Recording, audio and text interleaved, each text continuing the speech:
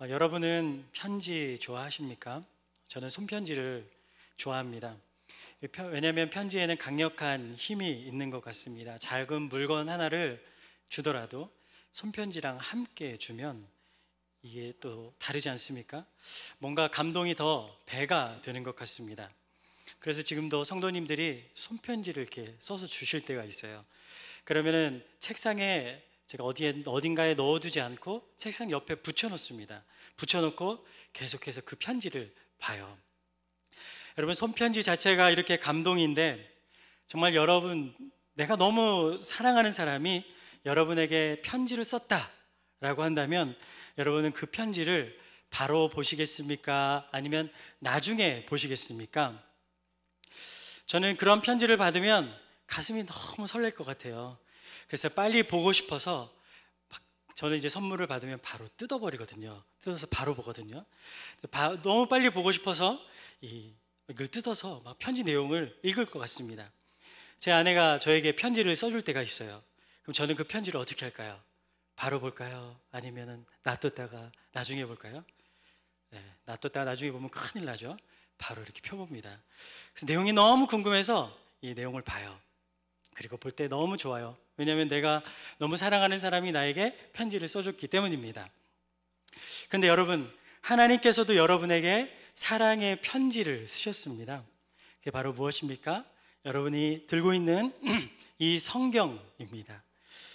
여러분, 이 성경을 볼 때 여러분들은 가슴이 뛰시나요? 빨리 열어보고 싶어요? 아니면은 이거 어딘가 이렇게 놔뒀다가 필요할 때 꺼내 보십니까? 저는 여러분들이 하나님의 이 사랑의 메시지가 담긴 성경을 매일같이 사랑하고 가장 가까운 곳에 두고 살아갔으면 좋겠습니다. 왜냐하면 이 성경 안에는 창세기부터 계시록까지 나를 향한 사랑의 메시지로 가득 차 있어요. 여러분, 그거 아십니까? 이 성경은 단순한 책이 아닙니다. 성경을 본다라는 것은 살아계신 하나님을 만나는 겁니다.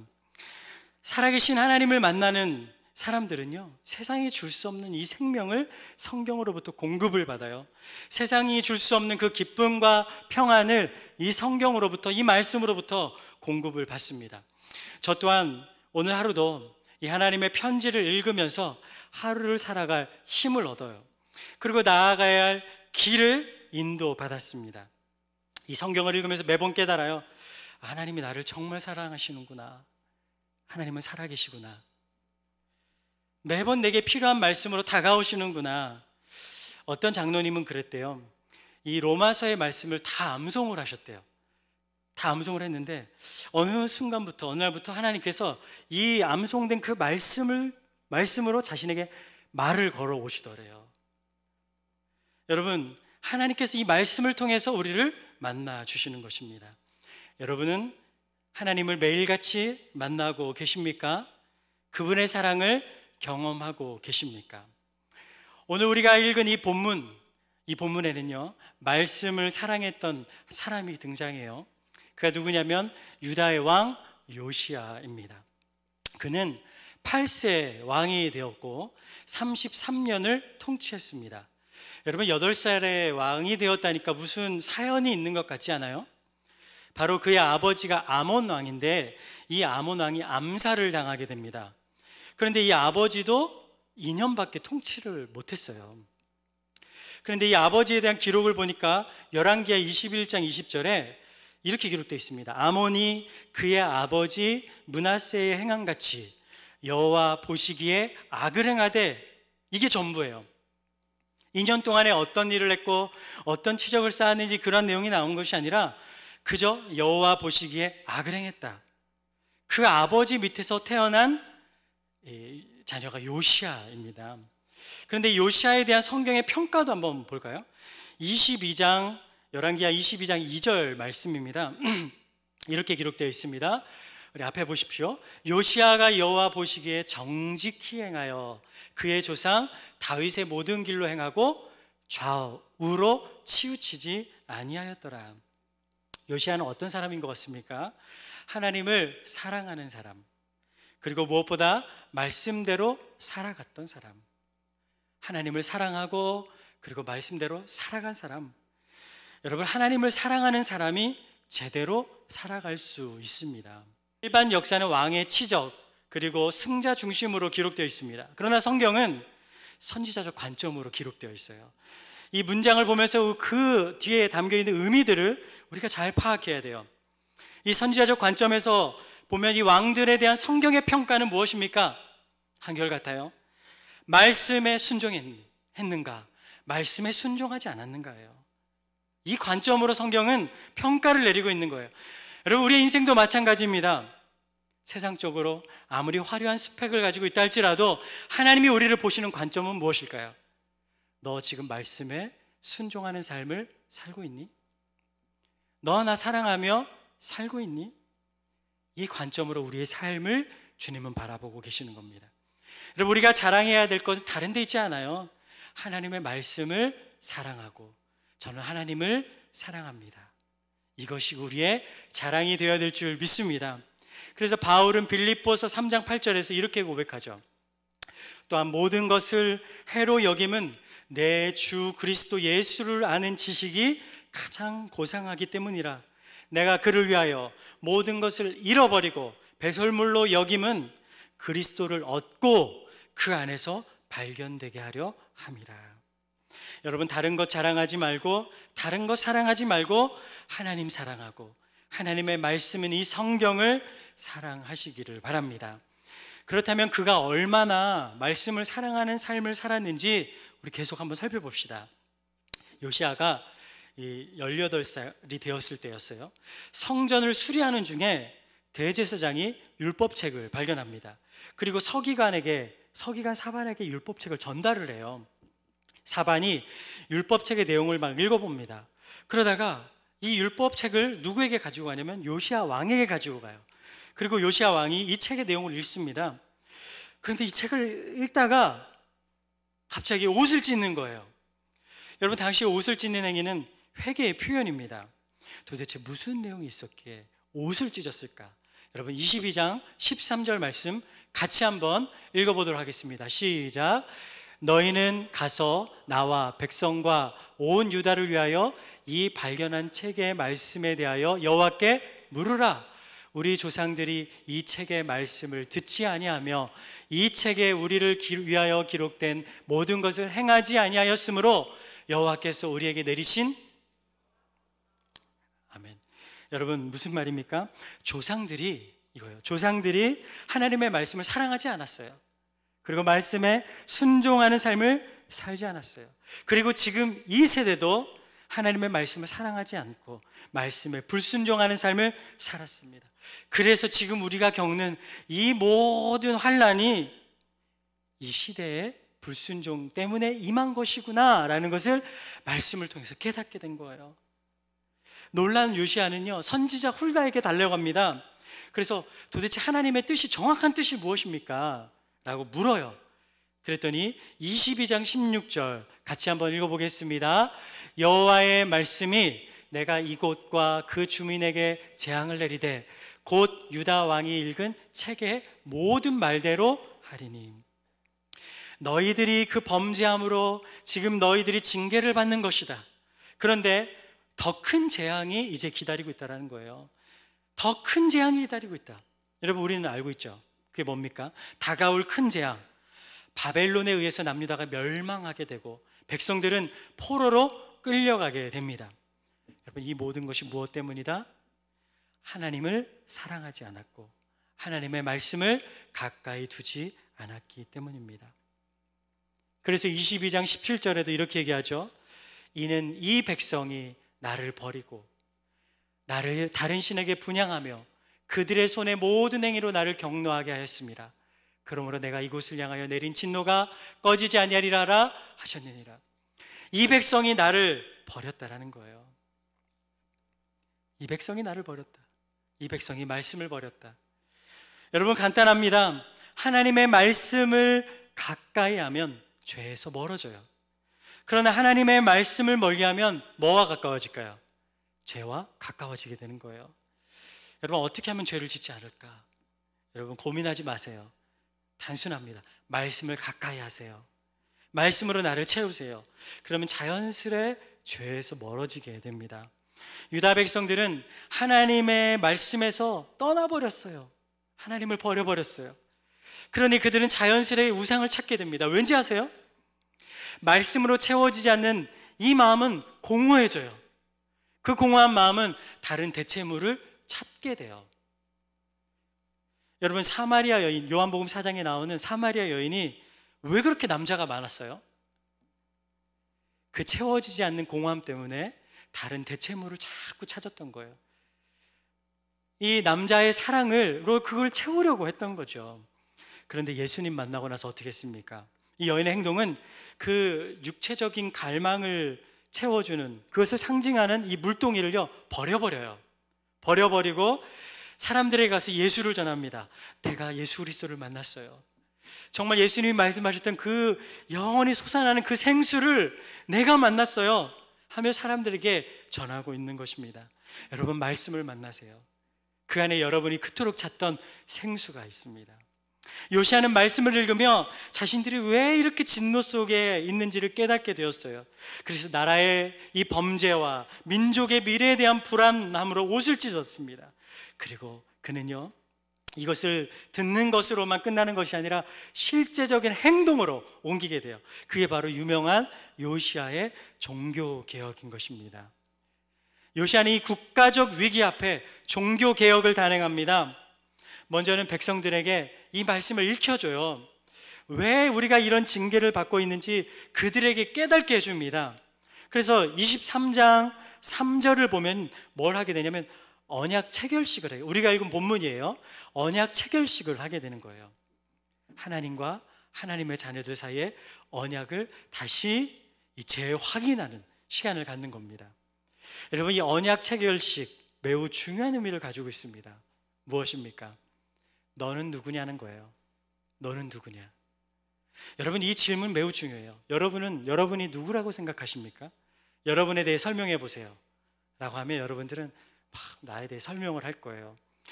저는 서현교회 목사입니다.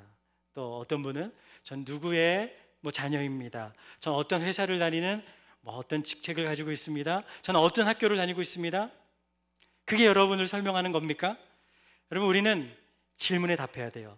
당신은 누굽니까? 여러분은 누굽니까? 따라해 보겠습니다. 나는 하나님의 자녀입니다. 여러분, 이것이 여러분입니다. 요시야는 이 신분을 백성들에게 재확인시켜주는 거예요. 너희들은 하나님의 자녀야. 너희는 이 신분과 권세로 세상을 살아가야 해. 그런데 지금 너희들은 뭐니?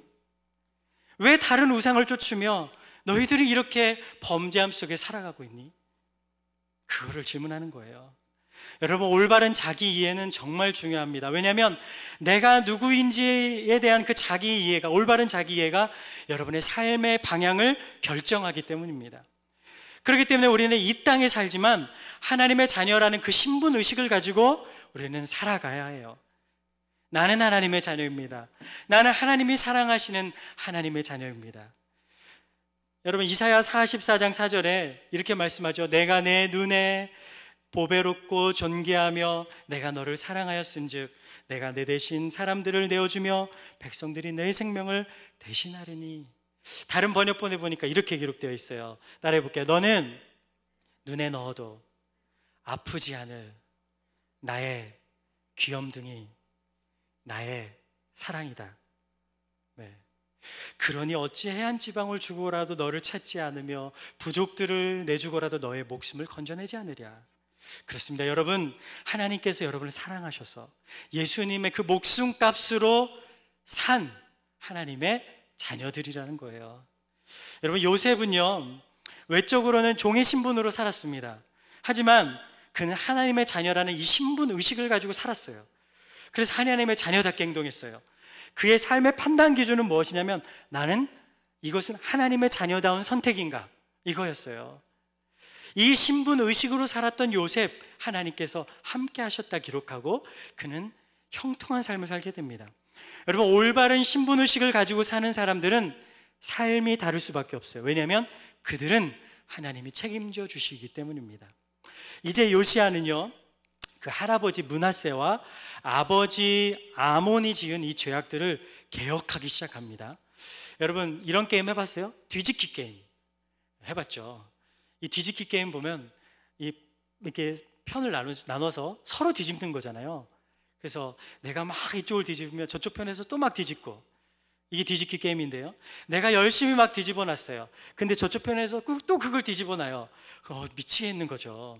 여러분 요시야의 이 할아버지가 므낫세인데, 이 므낫세가 이 므낫세의 아버지가 누구냐면 히스기야예요. 히스기야도 종교개혁을 했어요. 이 종교개혁으로 다 바꿔놨습니다. 그런데 이 므낫세가 뒤집기의 명수입니다. 다 뒤집어 놨어요. 거꾸로 종교개혁을 하는데 몇 년 동안 하냐면 55년. 여러분 유다의 최장수 왕이 누구냐면 이 바로 므낫세입니다. 55년을 이걸 다 뒤집어 놓은 거예요. 그런데 또 그의 요시야의 아버지 아몬도 악한 일을 했죠. 그럼 이 모든 것을 다시 종교개혁을 해야 되는 요시야는 얼마나 힘들었을까요? 그럼에도 요시야는 이 개혁이 쉽지 않았음에도 불구하고 말씀에 순종해서 열정적으로 개혁을 시작합니다. 33장에 보면 그의 개혁이 10가지로 분류가 돼서 정리되어 있는데요, 그런데 제가 이 개혁의 내용들을 잘 읽어봤는데 대부분 뭐와 관련된 거냐면 성전과 관련된 것들이 참 많았어요. 4절에 23장 4절을 잘 보세요. 보면은 이렇게 기록되어 있죠. 바알과 아세라와 하늘의 1월 성신을 위하여 만든 모든 그릇들을 여호와의 성전에서 내다가, 이것들이 다 성전에 있었어요. 6절도 보세요. 또 여호와의 성전에서 아세라상을 내다가, 성전에 아세라상이 있었어요. 7절에 또 여호와의 성전 가운데 남창의 집을 헐었다. 이게 성전에 있었어요. 12절에 므낫세가 여호와의 성전 두 마당에 세운 제단들. 여러분 성전이, 거룩한 성전이 온갖 우상들로 다 더러워져 있었다라는 거예요. 여러분 이 책 읽어봤나요? 내 마음 그리스도 집 책에 보면 주님과 함께 이 마음속 집에 곳곳을 돌아다닙니다. 근데 주님께서 이렇게 물어보세요. 야, 냄새가 난다. 이상한 냄새가 나. 썩은 냄새가 나. 이 냄새가 도대체 어디서 날까? 했더니 벽장을 갔더니 벽장에서 냄새가 나는 거예요. 그 벽장을 열어봤더니 거기에 뭐가 있습니까? 옛 생활의 그 찌꺼기들, 죽음의 냄새가 가득한 게 그 안에 들어있는 거예요. 크게 들어있는 거예요. 여러분 지금 이 성전이 그와 같아요. 이 거룩과 은혜의 향기가 나야 되는 이곳에 온갖 죽음의 냄새로 가득 차 있는 것입니다. 어떻게 하나님께서 함께 하세요? 어떻게 하나님께서 그곳에 임재하시겠습니까? 그래서 요시야는 그 죽음의 쓰레기들을 성전에서 다 제거하는데 불사르고 빻았다라고 기록하고 있어요. 불사르고 다 빻아버려요. 그것뿐이 아니에요. 유다에서 개혁을 하고 유다뿐만 아니라 북이스라엘까지 딱 가서 이 북이스라엘까지 가서 그곳에 또 우상들을 다 태워버리고 빻아버리고 우상을 다 제거해버립니다. 그리고 이제껏 제대로 지키지 못했던 유월절을 지키고 또 모든 점치는 자들을 다 제거해버리는 이런 종교개혁을 요시야가 행하게 되는 겁니다. 그렇다면 여러분, 요시야는 무엇 때문에 이렇게 열정적으로 개혁한 것입니까? 이미 앞에서 말씀드렸지만 선조들과 그 지금 세대가 하나님의 말씀에 순종하지 않았기 때문에 국가적 위기를 맞았다라는 거예요. 여러분, 우리는 여기서 기억해야 될 게 이거예요. 그들이 지금 위기를 당하고 있는 거는요, 국력이 약해서가 아니에요. 성경을 보면 그 나라는요, 이 이스라엘이라는 나라는, 유다라는 나라는 항상 연약했어요. 근데 누가 강하셨어요? 하나님이 강하셨어요. 나라가 약해서 그들이 지금 고통을 당하고 있는 게 아닙니다. 그들은 하나님의 말씀을 버렸기 때문에, 하나님을 버렸기 때문에 그들은 고통당하는 겁니다. 그렇다면 살 길은 이제 무엇밖에 없습니까?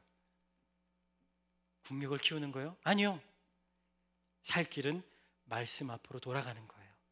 말씀에 순종하는 겁니다. 철저히 말씀에 순종하는 길이 그들이 살 길이라는 것, 그걸 요시야가 한 겁니다. 여러분, 우리의 살 길은 오직 말씀에 순종하는 길밖에 없음을 여러분 믿으십니까? 아멘. 그렇다면 우리는 이곳에서만 아멘 하는 것이 아니라 삶의 현장에서도 아멘 하시기를 바랍니다. 근데 사실 쉽지 않아요. 저도 그렇더라고요. 이 말씀을 묵상할 때는 아멘, 내가 이렇게 살겠습니다. 근데 정작 삶에서 살아갈 때는요, 밖에 못해요. 저 맨을 못하더라고요. 현실이 이렇구나, 현실이 이렇구나. 그러면서 끝까지 믿음으로 살기보다는 그냥 주어진 그 현실에 그냥 타협하고 무너질 때가 있더라고요. 저만 그런 거 아니겠죠, 여러분? 성경에 보니까 저와 똑같은 사람들이 있었어요. 열왕기하 6장에 보니까 여러분, 북이스라엘이 아람 군대에 포위를 당하게 됩니다. 백성들의 삶이 막 피폐해졌어요. 근데 끔찍한 일이 벌어지는 게 뭐냐면, 너무 먹을 게 없고, 그리고 물가가 너무 올라 버렸어요. 그러니까 이제 어떻게 되냐면 자식까지 잡아먹는 거예요. 이런 끔찍한 일이 벌어지는 겁니다.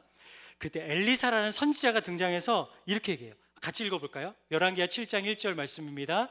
같이 한번 읽어볼게요. 엘리사가 이르되 여호와의 말씀을 들을지어다. 여호와께서 이르시되 내일 이맘때에 사마리아 성문에서 고운 밀가루 한 스아를 한 세겔로 매매하고 보리 두 스아를 한 세겔로 매매하리라 하셨느니라. 여러분, 내일이에요. 내일 이맘때에 물가가 안정이 될 거예요. 이걸 누가 말씀하셨죠? 하나님이 말씀하셨어요. 아니, 내년도 아니고 뭐 다음 달도 아니고 몇 달 후도 아니고 내일? 우리의 현실이 이런데 내일? 근데 이걸 누가 말씀하셨어요? 하나님이. 이 말을 들은 이 왕과 장관은요, 너무 현실적이지 않잖아요. 그래서 이렇게 대답해요. 열왕기하 7장 2절 말씀 보세요. 그때 왕이 그의 손에 의지하는 자 곧 한 장관이 하나님의 사람에게 대답하여 이르되, 여기까지 같이 한번 읽어보겠습니다.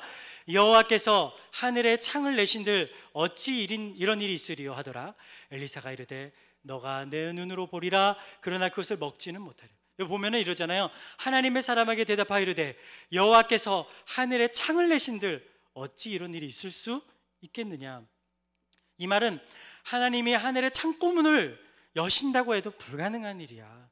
어떻게 내일 그런 일이 벌어져? 불신의 말을 내뱉는 거예요.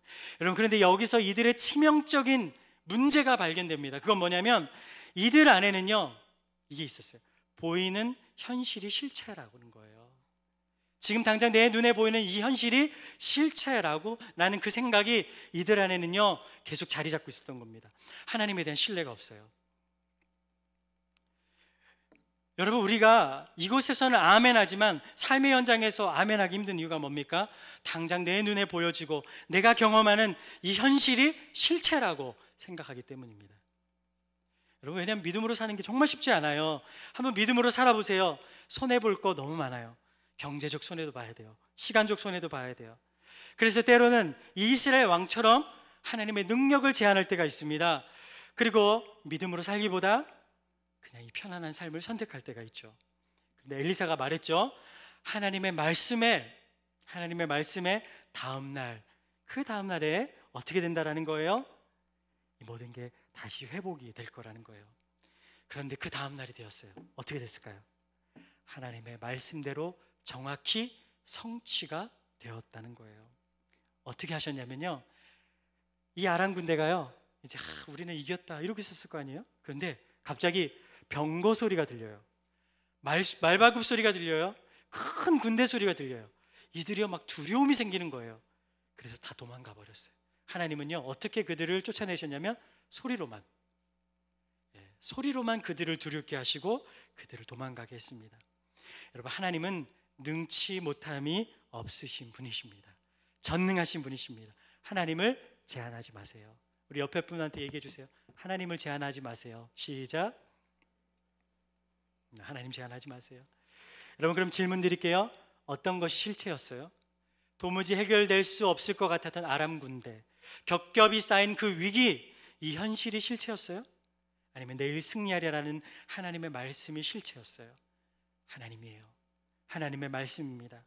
여러분, 하나님의 말씀을 따라 사는 사람들, 당장은 손해볼 것 같지만 여러분 그 말씀 믿고 순종하며 살아보십시오. 믿음으로 살아보십시오. 그러면 주님은 그 믿음이 옳다는 것을 증거로 보여주실 겁니다. 히브리서 11장 1절, 믿음은 바라는 것들의 실상이요 보지 못하는 것들의 뭐라고요? 증거니. 요시야가 말씀에 철저히 순종한 이유, 하나님의 말씀이 실체라는 것을 알았기 때문입니다. 나라가 정치적으로 경제적으로 약해서가 아니라 말씀에 순종하지 않았기 때문이다 라는 것을 깨닫고 이제 말씀으로 돌아간 거예요. 그 말씀만이 살 길이라는 걸 알고 돌아간 것입니다. 여러분, 현실에 매어버린 눈을 이제는 하나님의 보좌로 여러분 맞추시기 바랍니다. 하나님의 보좌로 여러분의 시선을 두시길 바랍니다. 정말 붙들어야 될 것 붙들고 살아가시기를 바랍니다. 저에게는요 3살 된 딸이 있어요. 이 딸은요, 아마 애들은 다 그렇잖아요. 어두운 거 무서워해요. 그래서 저희 딸을 이렇게 데리고 가는데 갑자기 어두워져요. 저녁에 어둡잖아요. 그러면요 딸이 갑자기 막 두려움에 떨어요. 그리고 갑자기 저한테 이렇게 얘기합니다. 아빠 이제 손잡고 가자. 이렇게 얘기해요. 아빠 이제 손잡고 가자. 네, 당당하게. 전 그걸 보면서 이 아이는 무서울 때 붙들어야 될 대상이 정확히 누군지를 알고 있구나. 전 생각했어요. 나는 붙들어야 될 대상을 정확히 알고 붙들고 살아가고 있나? 아니면 이 현실의 두려움 앞에 두려워 떨며 다른 방법으로 이걸 해결하려고 몸부림치고 있지는 않나? 그냥 우리 딸처럼 주님 이제 제 손 잡고 가시죠. 이렇게 얘기하면 되는데 왜 그러지 못하고 다른 것을 자꾸 의지하려고 했나? 그 모습이 부끄럽습니다. 여러분, 우리는 이 현실의 문제 앞에서 사람을 만나고 일을 먼저 만나는 것이 아니라 하나님을 먼저 만나고 말씀을 먼저 만나야 할 줄 믿습니다. 그러면 주님이 그 손 꼭 잡아주실 거예요. 주님은 손 놓으신 적 없죠. 근데 더 꼭 손 잡아주시고 우리를 인도해 주실 것입니다. 이제 말씀을 정리합니다. 말씀을 사랑하세요. 필요할 때만 찾는 것이 아니라 매일 말씀과 동행하는 삶을 사시고 말씀을 듣는 것만 아니라 삶의 자리에서 녹여내 보세요. 계속 녹여내 보세요. 여러분, 요시야의 개혁의 특징, 그것은 무엇입니까? 이 개혁을 사람들에게 말만 한 게 아니라 자기가 먼저 자기 자신을 먼저 개혁했어요. 자기 자신이 먼저 이 말씀을 가지고 자기의 삶에서 녹여내기 시작했어요. 우리는 다른 사람이 먼저 개혁되길 바라요. 너가 변화되길 바라요. 그런데 정작 자신은 변화되지 않으려 해요. 내 안에 여전히 욕심이 있고 야망이 있고 정욕이 있으면서 하나님이 주시는 형통을 기대합니다. 이건 요행이에요. 하나님의 자녀들은 항상 말씀 앞에 서야 하고 그 말씀대로 순종해. 내가 먼저. 개혁의 시작은 나로부터 시작돼야 된다. 그래야 내가 변화되면 가정이 변화되고 내가 변화되면 공동체가 변화될 거예요. 저 이 말씀 들으면서 이 말씀 준비하면서 뜨끔했어요. 제가 집에서 큰 소리 치게 생겼나요? 안 치게 생겼나요? 치게 생겨도 누가 그랬어요 지금? 저도 큰 소리 쳐요. 그런데 내가 바뀌기보다는 항상 자녀들이 바뀌길 요구할 때가 있었어요. 그 아이들이 결국 3살, 7살밖에 안 되는데도 불구하고요. 이 말씀 준비하면서 제가 이런 생각이 들었어요. 내가 먼저 개혁되어야 되겠구나. 내가 먼저 말씀에 순종해야 되겠구나. 내가 먼저 좋은 아빠가 되어야 되겠구나 하며 말씀에 순종했습니다. 이곳에 모인 청년 여러분, 말씀을 사랑하고 말씀을 순종하는 여러분을 통해서 말씀을 삶의 현장에서 녹여내려고 몸부림치는 여러분을 통해서 이 청년 공동체가, 여러분의 가정이, 여러분의 학교와 일터가 변화의 바람이 일어나기를 기대합니다. 그러기 위해서 매일같이 말씀 앞에 서시고 말씀으로 풍성히 채우시고 보여지는 현실에 무너지지 말고 절대 주권을 가지시고 세상을 통치하고 계시는 하나님의 보좌에 시선을 두며 살아가시는 귀한 성도님들 되시기를 축복하겠습니다.